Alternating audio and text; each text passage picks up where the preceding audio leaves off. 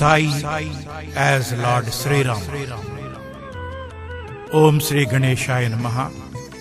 Om Shri Saraswate Namaha. Om Shri Samartha Sadguru Sai Nathaya Namaha. Let us proceed further. In Aranyakanda of Ramayana, there are many incidents that lead to enlightenment of his devotees by God. Sri Rama set out in search of Sita Mata. Sri Rama heard a bird continuously chanting the name of Sri Rama, and traced his steps towards the direction of the sound. There Sri Rama sighted the bird Jatayu struggling for life. Jatayu briefed about the kidnap of Sita Mata by Ravana. Jatayu regretted for his failure to free her from the clutches of the evil-minded Ravana and told how Ravana caused him the present handicap. Jatayu pleaded Sri Rama to kill Ravana and free Sita Mata. So saying, Jatayu breathed his last, and it was a very touching moment. Sri Rama's eyes turned wet and grief struck Sri Rama. Then he got firewood from the forest and performed the last rites of the bird in recognition of the services rendered. Sri Rama could not perform the last rites of his most beloved father, but could perform the last rites of his father's trusted friend Jatayu. We can come across a similar incident in chapter 31 of Sri Sai Satcharita. Megha was an ardent devotee of Baba, and he passed away at a young age of 35 years. Baba cried like a child, stood by the side, performed his last rites, and even served food to Brahmins and the poor on the occasion at his own cost. This incident reminded me of the Jatayu's death and Sri Rama's role thereafter. Let us now go to the banks of Pampa river and recollect Sabari's story from Ramayana. Sabari tasted every fruit before offering to Sri Rama to confirm the taste herself. This proves that all are equal in the eyes of God, and he is only bound by the devotee's devotion. We can cite a similar situation in Sai Satcharitra also. Many devotees were standing in a queue for having Baba's darshan on the day of Sri Ramanavami. It was noon hour, and an old lady brought 3 chapatis to offer to Baba. Nobody paid any attention towards her. She was doubtful whether she would be able to reach Baba or not. She felt hungry, and so she finished eating 1.5 chapatis from what she has brought for Baba. Baba summoned Shyama, briefed him about the old lady, and asked him to bring her before she eats remaining ones also. Shyama approached the lady and guided her to Baba in person. Baba asked her to serve the chapatis she brought for him. She replied that she had already tasted and finished half of them. Baba told her to give him the remaining ones, which he ate happily. This reminded me of Sabari's feeding Sri Rama with fruit tasted by her in Ramayana. Let us now go to Ayodhya Kanda of Ramayana. Sri Rama has uttered a lie for the benefit of the society. Sri Rama and Sita together left for forest. Dasharatha called his minister and addressed it. There is an ordinary person called Rama leaving for forest. Go to him and convey my words to be taken as orders from king and immediately return back. Dasharatha was blinded by his love for his son and hoped that his orders as a king would be honored by the Rama. Sumanta approached Sri Rama and conveyed the king's orders. Sri Rama was in dilemma. If he were to obey his orders, then everybody would criticize the king for not honoring the words given to Kaikeyi out of blind love for his son. I have heard your words, said Sri Rama. Please tell the king that Sri Rama could not hear the words in the noise due to chariots' movements at higher speed. By the time Sri Rama could hear the complete message, he had already crossed the borders of Ayodhya. Tell a lie to the king that you have failed in the mission for my sake. Sri Rama continued his onward journey. Sri Rama was an incarnation of the Lord with a purpose of killing Ravana. Would be lost once he retreats that step. So Sri Rama uttered a lie only once, and that too for a genuine reason. Telling a lie for a purpose can also be seen even in chapter 7 of Sri Sai Satcharitra. One person by name Ramadasi was engaged in Vishnu Sahasranama Parayana 4 times a day.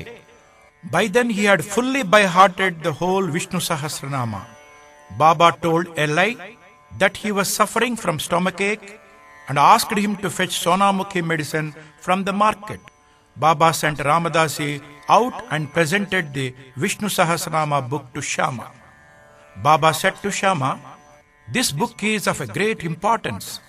When I had undergone chest pain, I placed it on my chest and God saved me. Read the Vishnu Sahasranama, at least chant one name a day. It will do you good. I want to convey through you all that other devotees the same message." Shyama said, "Ramadasi may fight with me." Baba said that he would take care of the consequences and not to worry much about it. Shyama mastered the Vishnu Sahasranama and later briefed the importance to Professor G.G. Narke of Deccan Engineering College, Pune. Baba thus imparted to the world about the greatness and the good effects of regular Parayana of the holy Vishnu Sahasranama. From Ramayana, we come to know only the feet of the Lord rule our hearts. Sri Rama left to the forest in exile. King Dasharatha passed away, unable to bear the separation from his beloved son Ram. Bharata was unhappy with his mother for her foolish act, and the turn of events happened in his absence. He wanted to reach Sri Rama in forest to force him to come back and shoulder the responsibility of the throne. Sri Rama convinced his brother Bharata and agreed to give his padukas as his representation to be carried back to Ayodhya. With this, we come to know the importance attached to padukas in Ramayana. Bharata carried them to Ayodhya by placing them on his head. After reaching the borders of Ayodhya, Bharata placed them on the throne and ruled the kingdom as a caretaker in absence of Sri Rama. We can see a similar thing happening in chapter 5 of Sri Sai Satcharitra. Baba's padukas were brought to Shirdi and installed under the neem tree by Bhai Krishnaji and Dikshit to commensurate with the arrival of Baba in Shirdi. They wanted to worship the marble padukas and approached Upasani Maharaj. Upasani Maharaj agreed for the proposal and installed them under the neem tree on a Shravana Purnima day and named the place as Gurustan. Baba came there and said, "These are the feet of the Lord." He never said that they were his padukas. Worship them, offer dhoop sticks on Thursdays and Fridays to derive the full benefits. Thus we can know the importance attached to padukas both in Ramayana and in Sai Satcharitra.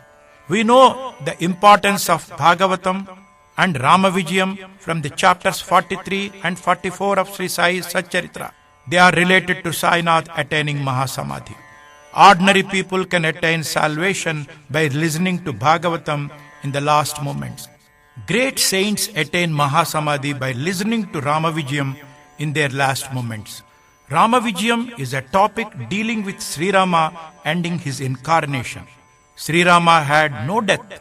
Probably that is the reason why Baba had made his devotee Vijay to read Ramavijayam before attaining Mahasamadhi.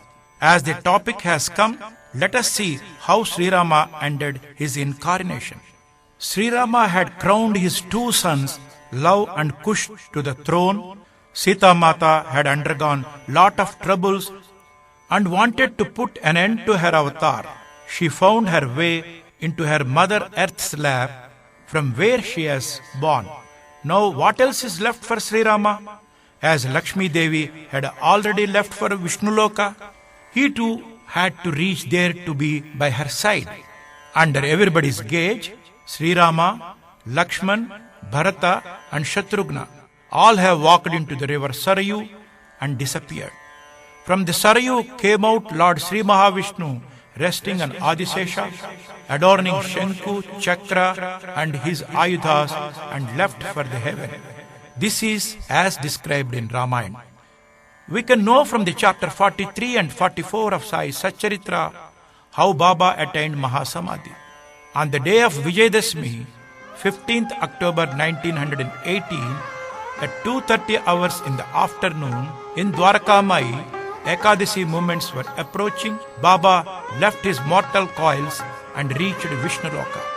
Sri Rama in Ramayana and Baba in Sri Sai Satcharitra have both attained supreme status of reaching Vishnuloka. Ramayana of those days is present Sai Ramayana, that is Sai Satcharitra. I conclude Sri Ram of yesteryears is the same as our present Shirdi Sai Ram. Jai Sai Ram.